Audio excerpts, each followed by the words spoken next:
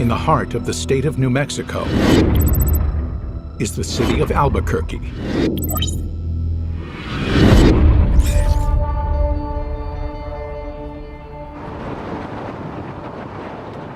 Lieutenant Brock Niprath is out on patrol with rookie officer Kyle Fredrickson. It was my second week with Officer Niprath. I felt like we got along pretty well right away. My favorite part of the job has always been training. And it's just fun to impart knowledge to the next generation.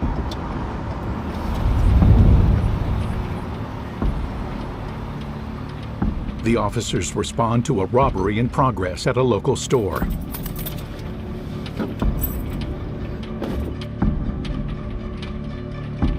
The loss prevention officers had observed an individual concealing items and that they had prior run-ins with him.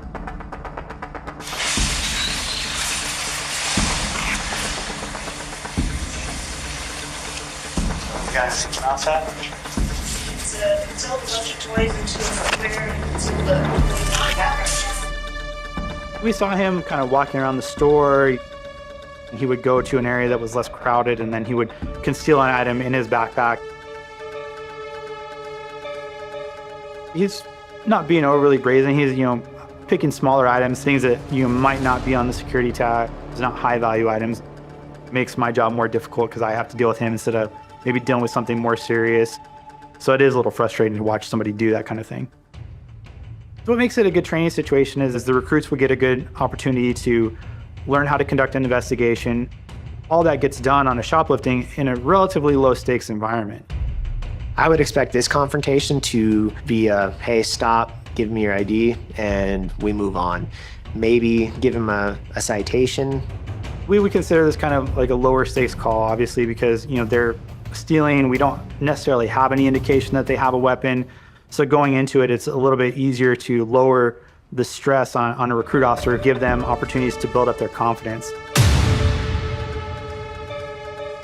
We begin to see him kind of come to the front of the store. We obviously watch him, pass all the registers without making any attempt to pay for any of the merchandise that he's got concealed in his backpack.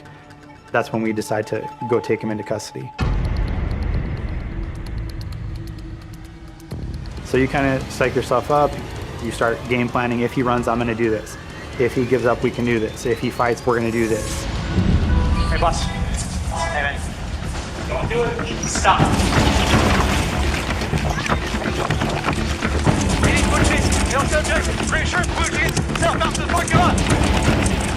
This is my first foot chase. Is my training good enough to keep up with this guy?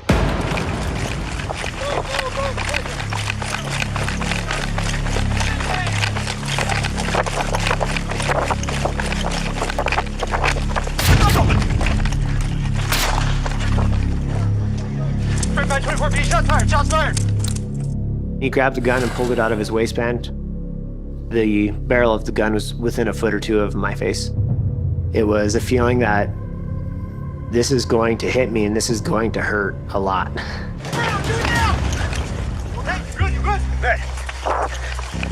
I pulled my gun out and I pointed it towards him. I didn't shoot. There was a chance that I would have missed, and I don't want to take the chance of hitting somebody else. I didn't know if a round had hit him. You okay? You're good, you're good. But we can't stop now. We've got to keep going.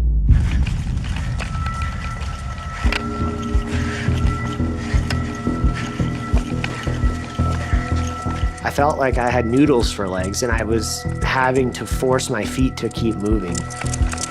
Parking lot by the pit list, 34-24, episode stud, westbound. He's armed now. We know he's fleeing towards a busy intersection.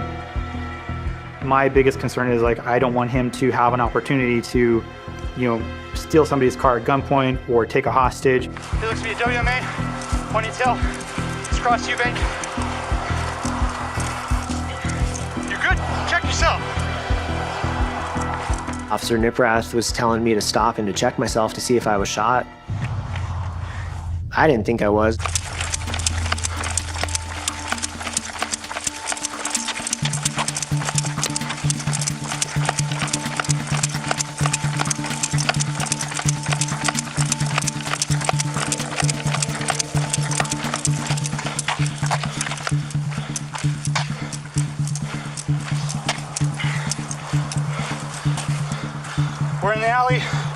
just west of Eubank.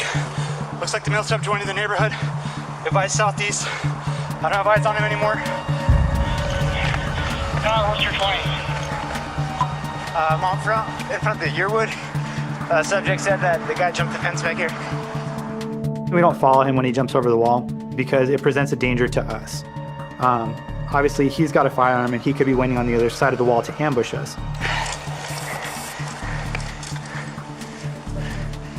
It's a feeling when somebody gets away from you that you failed.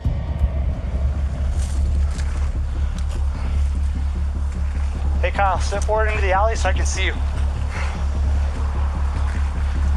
Frame 524 PD, 3 shots were fired. Looked like it was possibly a revolver. They saw him jump this fence. This one? Going west? This guy just shot at me, shot at my recruit. You know, we will figure out who he is. We will eventually find him and get him and bring him to justice.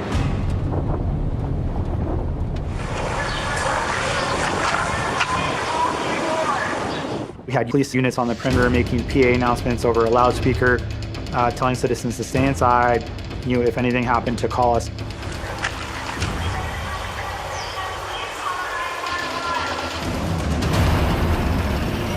Once we kind of get the perimeter set up, Kyle and I get pulled back to the command post. SWAT team starts arriving to get units into the area. The search was difficult for our SWAT team just because of how big the geographic area was. -25, it doesn't appear anybody's home. With several city blocks, they're having to go house by house, which takes a tremendous amount of time to do things the right way so that everybody's safe.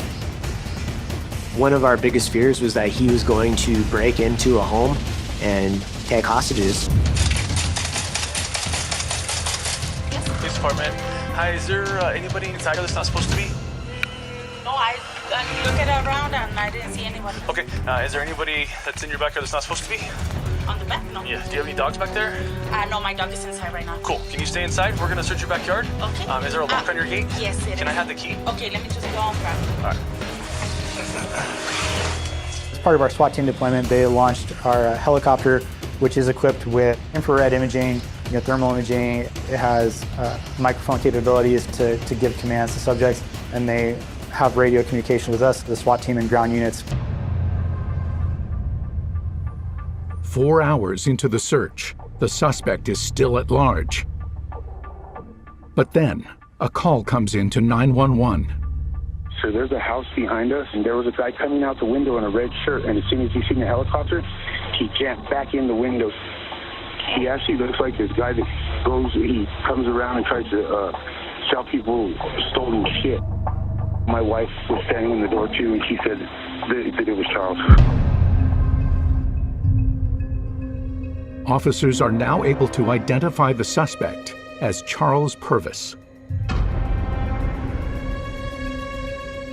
As soon as we had the 911 caller identify the house, the SWAT team set up a smaller perimeter around the house.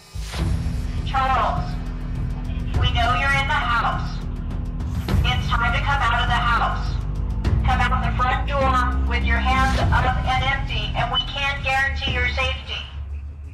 We wouldn't send officers directly to the door or to the windows.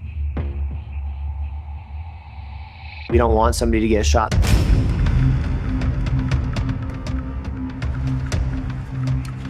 Suspect Charles Purvis refuses to come out, so officers change tactics.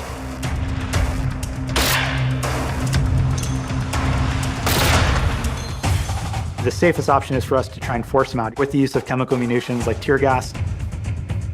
Tear gas is non-lethal.